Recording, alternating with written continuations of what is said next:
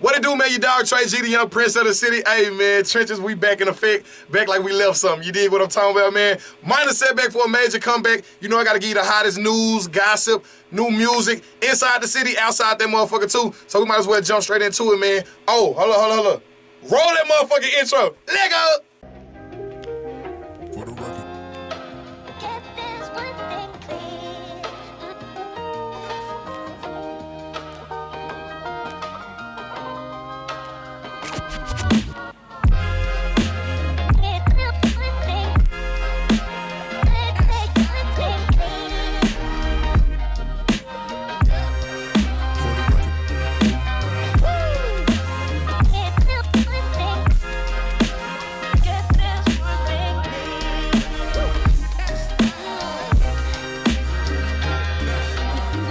Jumping into it, man, the first story of the week. The homie Drake done broke the internet on Saturday night, man. He dropped 2 brand new bangers. You know, Drake, it's always debated on whether Drake is like the biggest artist, not the biggest artist. Drake dropped 2 new bangers on the internet last night, and it had everybody going crazy, bro.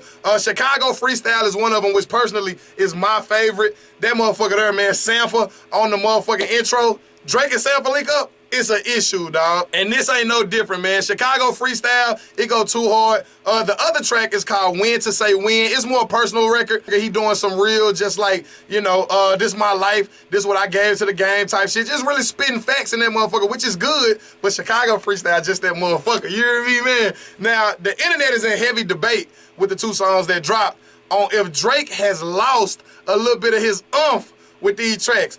I personally can't see it, man. I think Drake is still top 5, and that motherfucker not 5. You dig what I'm saying?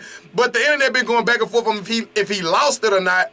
I don't think so personally, but we'll see what happened when this album dropped that's rumored to be on the way, because I did hear Drake about to drop a new album. You didn't hear it from me, but you did hear it from me first. You dig what I'm saying? We'll keep our eye on it, and I'll let you know how it sounds and what's going down. The next story, man, getting into new music that dropped this week. The homie Lil Baby, he dropped the album My Turn. It's projected to sell like 190,000 copies in the first week, which is pretty good. Like, not pretty good, that's damn good, especially for this day and age, man. Lil Baby got a couple bangers on that album, man, including Something to Prove.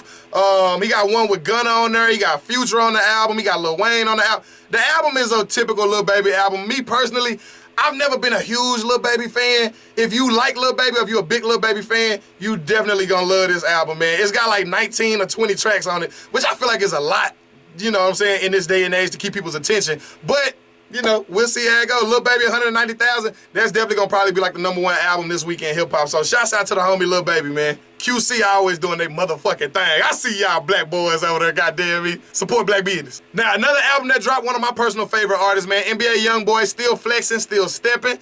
That boy done dropped the album on us, man. Well, it's more like a mixtape, but, you know, album, mixtape. Nowadays, it be hard to distinguish that shit, man. He's supposed to do like 98,000 copies first week. Shouts out to NBA Youngboy. He got a couple bangers on there. That little top, that little top, that little top. That boy hit that on me. He got a couple tracks on there that go, No Understand or something like that, Don't Understand. That one is a motherfucker too, so check it out. NBA Youngboy, still stepping, still flexing.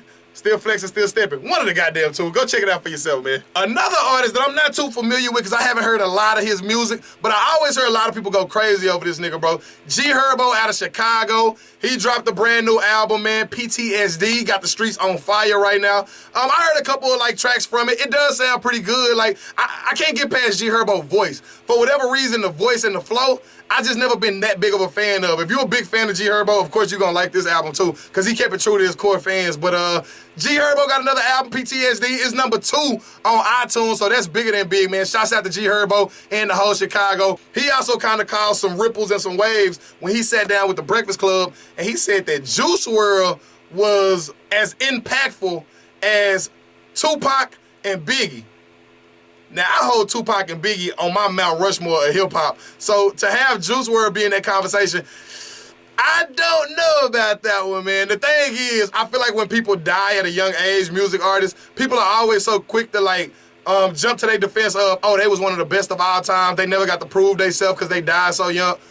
I can't say Juice WRLD was one of the greats of all time. I can't say he was on Biggie and Tupac's impact, but he did have quite a fan base. He was a great freestyler. You can't take away from that he's a talented artist. I just don't think he's one of the greatest of all time. It started to get tricky when you start throwing that shit around in the mix, man. Now, some people who passed away that you could kind of probably put in that category or at least make the argument for, two people in my opinion in particular, Nipsey Hussle, of course, and Mr. Please Don't Take Your Love Away. Now, that's Trippie Redd part, but you know the song is XXXTentacion. You can say them two dudes, man, died before they prime, and they were like potentially one of the greatest artists that could have came out of this generation that we've seen. You know what I'm saying? Just because the impact that they had. Juice WRLD had a hell of an impact, don't get me wrong, but I just feel like he wasn't on the impact level of Tupac and Biggie just yet. I feel like you could make the argument that Nipsey Hussle and XXXTentacion, they were headed to that direction. You know what I'm saying? Juice WRLD just didn't drop enough music to me for whatever reason. And he was like, it was cut short too fast, you know? So